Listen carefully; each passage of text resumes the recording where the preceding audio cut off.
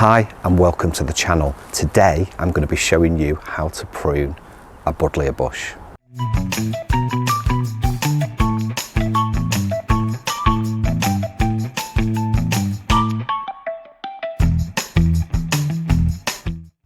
We have two Buddlejas in the garden. This is the newer one. It was only planted last year, hence the reason it's so small.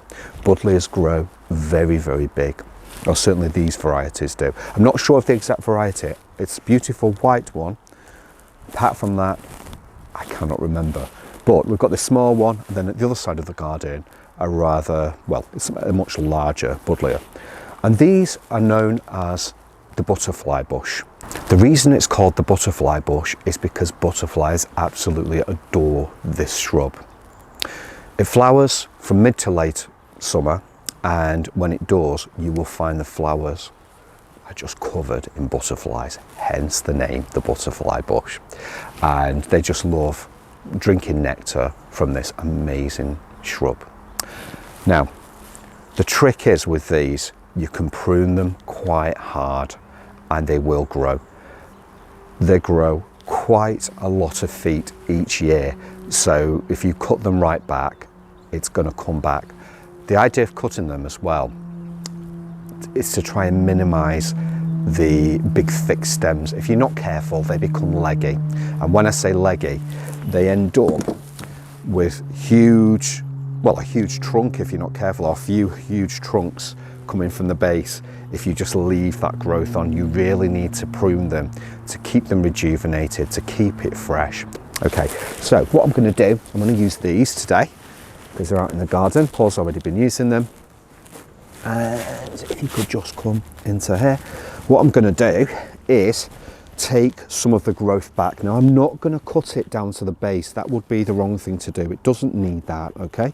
What it does need, though, is some of all this growth taken out, okay? Some of this older wood from last year. Also, it flowers on this year's growth as well. So all this fresh growth here is where the flowers will be. And obviously, when I do take this back in a moment, which I'm going to do now actually, so you can see where I'm going. So I'm going to cut to there. We've got some growth coming from the base there, got from the stem. I'm going to cut it back. Perfect. Put that onto the grass. And again here, we've got some growth coming there. Okay, see that growth there? I'm going to take it back to there. Put that onto the grass again. And I'm going to say down to there. Okay, lots of fresh growth. But it will grow quite a bit in the time that we have. For this one, I'm going to take it back to there. So we've got that nice stem there coming in. And this one, I'm going to go back to there. Okay. And this shrub will really thank me for this. Now on the spindly ones like this, I'm going to go further back. I'm going to go right back, okay? Because that spindly growth is of no use to me. Also on this one, I'm sorry, I'm going to take this one out because it just doesn't look right. Also, this old dead growth there, I'm going to take back, and this one as well. So there you go. Just this one. A rejuvenated shrub, which will thank me for the prune back, and we will get lots of new growth. And this year, I know for sure that as you're following us during the spring that we're in now, summer and into autumn, you will find that this shrub is so high. I promise you, okay, I guarantee it. Now I'm going to move over to the other bigger shrub. You'll see what I mean in a minute. Look at this thug. This is amazing. Now with this one, the idea was, because it's in this space next to the summer house, near the fence, was just to let it rip. The idea was to let it do its thing, let it enjoy being there, let it spread, and then when it comes to mid to late summer, we end up with butterflies just covering this whole area. We want to look after the butterflies. Remember, the numbers seem to be diminishing rapidly, you know, as the years progress, and we do really need to be taking good care of our butterflies, and certainly and not just our daytime pollinators, our nighttime pollinators as well, so our moths and things. The thing is with Buddleja, you can take them right back. and they thank you for it. They just send out all these new stems with lots of wonderful flowers on, and that's what we want. We want those flowers, but they are very forgiving. They don't mind you being brutal with them. To be honest with you, they're very difficult to kill off.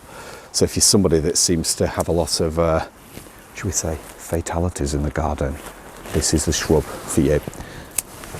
So what I'm going to do is keep going down. Got some growth coming through there. So I'm going to take out as much as I can. And lots of growth appearing down here, look. Hence the reason. And again, same with that one. Take as much out as possible.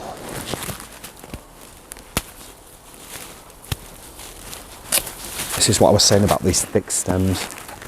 And probably next year what we'll do is we'll take some of the bigger stems out as well. So, see, look, I've took that one out and then I've left that long stem in. That's all dead. If you look at that one, that's dead completely. So that's obviously been snapped slightly at some stage, and maybe frost has got in there. And take that one out.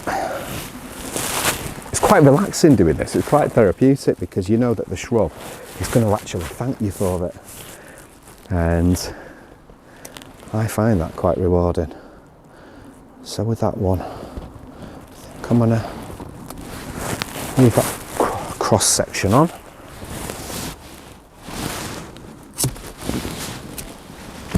Take that one back to there. You know, I'm not being as brutal as what I could be. I could be much more brutal, but I'm not going to be, because I do want some growth at the base. But at the same time, in fact, I'll take that one out. This is looking good. This is so much better. Look at that. Look at the improvement already.